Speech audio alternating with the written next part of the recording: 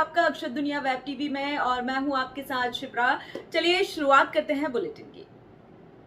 राजधानी भोपाल में चैनल से चर्चा में राष्ट्रीय सरपंच संघ के प्रदेश अध्यक्ष राजवीर सिंह तोमर ने बताया कि 23 जुलाई को मध्य प्रदेश के संपूर्ण सरपंच मध्य प्रदेश के मुख्यमंत्री निवास का घेराव करेगा, साथ ही एक ज्ञापन भी देंगे।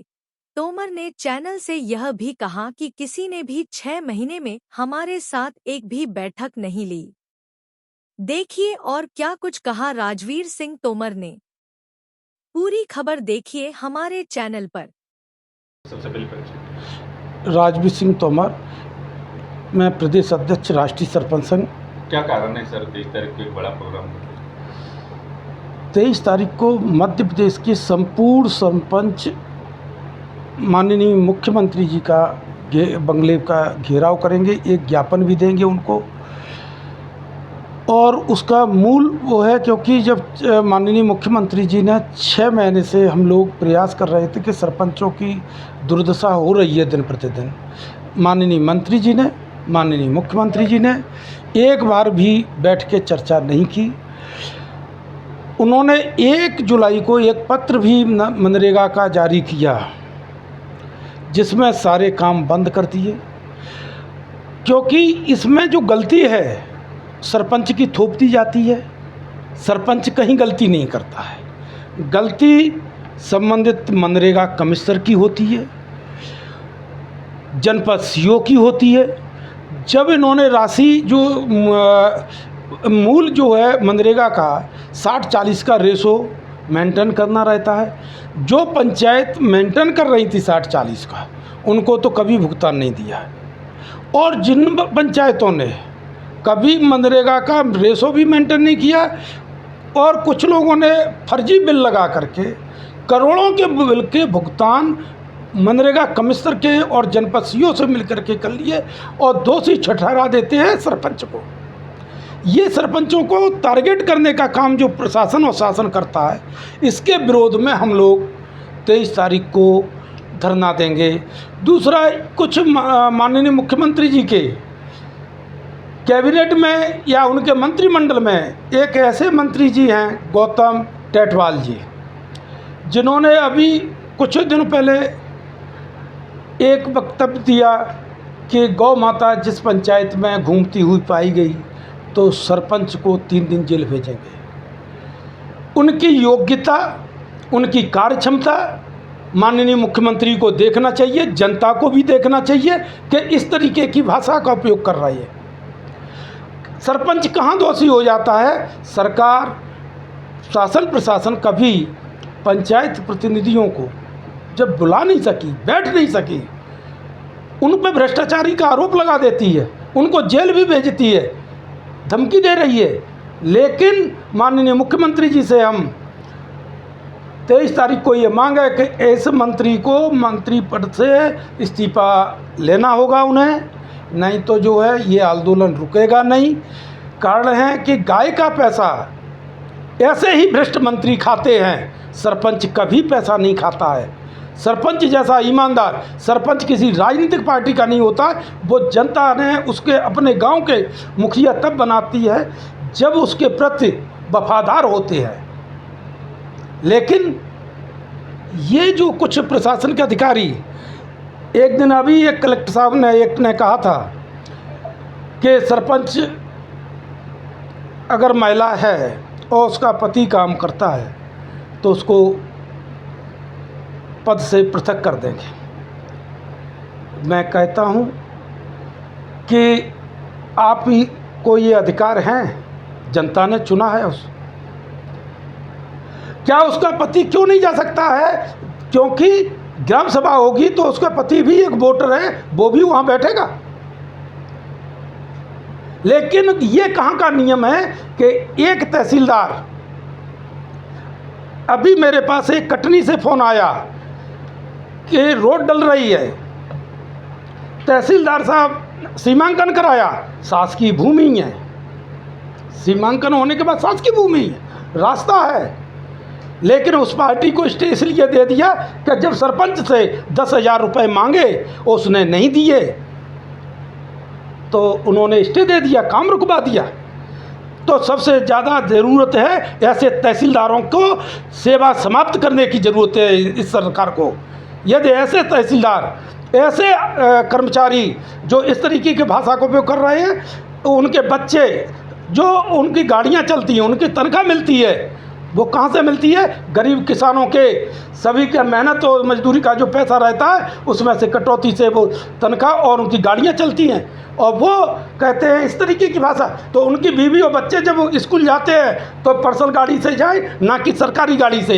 हम भी अपने सरपंचों से कहना चाहेंगे, इस तरीके की भाषा अभद्र व्यवहार करने वाले जो भी कर्मचारी करें तो उनके बच्चों बीवियों को भी देखें कि वो अगर सरकारी गाड़ी का उपयोग अपने निजी काम में करते हैं तो तत्काल उनका घेराव कर लेना चाहिए और उसके वीडियो बना के सरकार को भेजें कि इनको तत्काल सस्पेंड किया जाए, उनकी जो सेवा समाप्त कर दी जाए।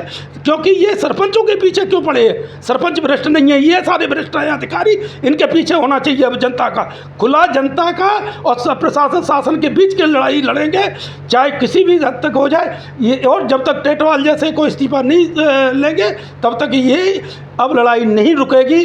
पूरे जो है 23,000 सरपंच एकत्रित होकर के 23 तारीख को 11 बजे माननीय मुख्यमंत्री जी को शांतिपूर्वक ढंग से पहले उनको ज्ञापन देंगे, और ज्ञापन के बाद उन्होंने समस्या का समाधान नहीं किया तो वहाँ पर धरना पे बैठेंगे। जब तक समस्या का समाधान नहीं हो जाएगा तब तक वहाँ बैठेंगे। मांगे हैं आपकी?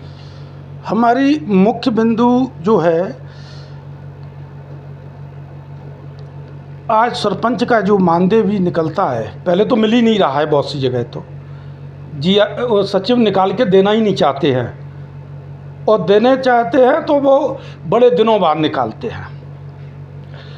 मानदेय सरपंच का एक सचिव और जीआरएस के माध्यम से निकलता है, और सचिव और जीआरएस का मानदेय यानी उनका वेतन जब पंचायत के खाते में क्यों नहीं आता है? जिला अध्यक्षों ने अपना और जनपद अध्यक्षों के माध्यम से सरकार ने अभी कहा है कि जनपद सीओ की सीआर जनपद अध्यक्ष लिखेगा, जिला सीओ की जिला अध्यक्ष लिखेगा। तो सचिव और जीआरएस की जो है सीआर लिखने के अधिकार सरपंच को क्यों नहीं? ये हमारी मांग है। 15 वित्त की राशि जो है आती है टाइट एंड टाइट, कोई दिक्कत नहीं। उसके लिए हम जब डीपीआर फ्री जो एक बार हो जाती है, डीपीआर बन जाती है साल भर की, पूर्व में 2016 में डीपीआर बनने के बाद उसी को माननीय जुलानिया जी ने, शिवराज सिंह के जब मुख्यमंत्री थे तो उस समय भी हम लोगों ने ये मांग रखी, उन्होंने हमारी बात मानी आंदोलन के बाद।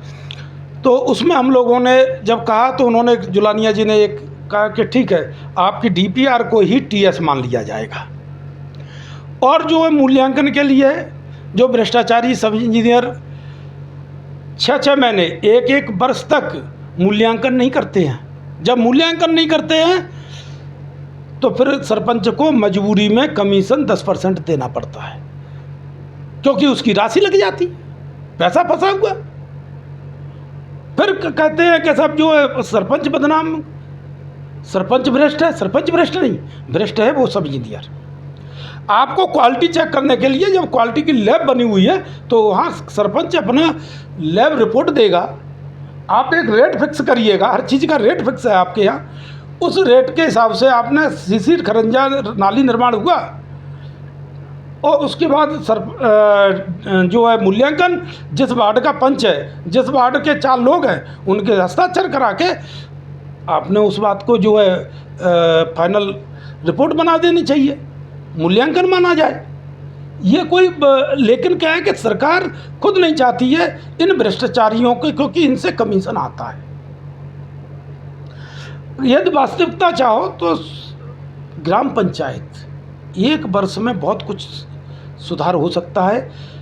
भ्रष्टाचारी में कलेक्टर ईमानदार बैठ जाए और जनपद सीओ जिस दिन उसी दिन, क्योंकि जब ग्राम पंचायत के सरपंच को ये निर्देशन हो जाए कि आपको आने वाली समस्या है, ईमानदारी से हमें बताएंगे। जब एक जीआरएस के लिए आदेश हुए यहाँ से कि जीआरएसओ को दूसरी पंचायतों में कर दिया जाए।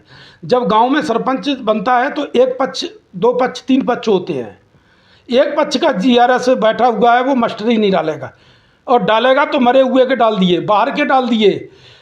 तो गलती सरपंच की कहाँ? धारा 40 का सरपंच को क्यों दिया जाता है? टर्मिनेट उसको क्यों नहीं किया जाता है? सस्पेंड उसको किया जाए, उसकी सेवा समाप्त की जाए। सरपंच को क्यों कर दिए थे टारगेट? ये सरपंच को टारगेट करके पैसा वसूलने का, उन पर ब्लैकमेल करने का एक सिस्टम बना लिया है प्रशासन ने। तो सबसे पहले इसमें कमिश्नर मनरेगा सबसे बड़ा भ्रष्ट और चोर है। वो ऐसे चोरों को भी हटाने के लिए हमने मांग रखी है। अब कौन कौन से संगठन आपके साथ शामिल है? सभी सरपंच संगठन हमारे साथ हैं। हमने गोपाल भाई को भी बोला है, हमारी चर्चा हो चुकी है। हमारी राम प्रसाद चौधरी जी से भी चर्चा हो चुकी है, वो भी सरपंचों के साथ हैं। हमारी बघेल जी भी हमारे साथ हैं, क्योंकि सरपंचों का जो बात है उसमें सभी 23 तारीख को सभी साथ में हैं हम लोग। कोई ऐसा संगठन नहीं जो सरपंचों के विरोध में जाए, और जाएगा भी नहीं, क्योंकि सरपंचों के भविष्य की बात है, पंचायती राज भविष्य की बात है। क्योंकि पंचायती राज बचाना है तो सभी को एक छत के साथ आना पड़ेगा। और पूरे प्रदेश में जगह जगह मांग चल रही है, जगह जगह विधायकों को, सांसदों को भी सूचना कर दी है कि ये मांग नहीं मानी गई और माननीय मुख्यमंत्री ने चर्चा नहीं करी, तो इसका खामियाना सभी विधायक, चाहे वो किसी भी दल के हों, सरपंच किसी दल का नहीं है, सरपंच किसी दल का नहीं है। सरपंच तो जनता का चुना हुआ प्रतिनिधि है। विधायक, सांसद राजनीतिक पार्टियों से बन के आते हैं और सरपंचों के सहयोग से। लेकिन आज अगर सरपंचों का सहयोग इन्होंने नहीं किया तो आने वाले समय में सरपंच अपने स्वतंत्र एक आवश्यकता के अनुरूप कभी आवश्यकता पड़ गई तो विरोध पर सब कुछ करने के लिए सरपंच यहाँ भोपाल में पड़ा रहेगा जब तक मांग पूरी नहीं होगी। 10 दिन, 15 दिन, 8 दिन, जितने दिन तक सीएम साहब सोच रहे होंगे उससे ज़्यादा समय तक। लेकिन इस प्रदेश का यही नहीं, यदि आवश्यकता भई तो महाकाल के, जो राजाओं के राजा महाकाल हैं, वहाँ पर जाकर के सभी सरपंच एक एक मतदाता से कहेगा, न्याय की गुहार लगाएगा कि ये है हमारे साथ अन्याय। तब तो कम से कम न्याय मिलेगा। हम वहाँ तक के लिए जाने को तैयार हैं यदि हमारी समस्या का समाधान अभी नहीं हुआ। जय हिंद, जय भारत माता। भोपाल की ताज़ा खबरों के लिए हमारे YouTube चैनल को लाइक करें और सब्सक्राइब करें। धन्यवाद।